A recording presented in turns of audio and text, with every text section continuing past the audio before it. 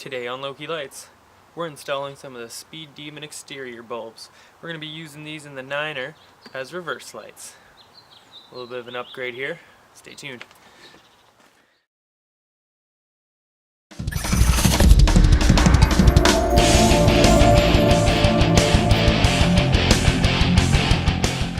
Alright, so we're going to swap out the halogen for the LED bulb. And this is a pretty easy one today, guys, so let's hop right to it.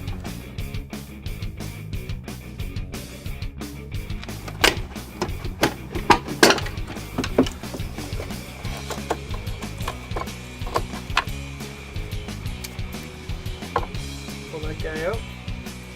Plop this guy in.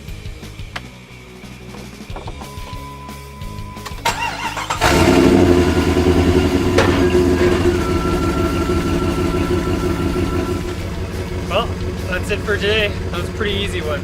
We'll do something a little bit trickier next time.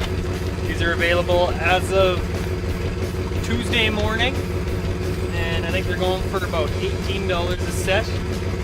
I'll edit that if I'm wrong. Catch you next time, guys.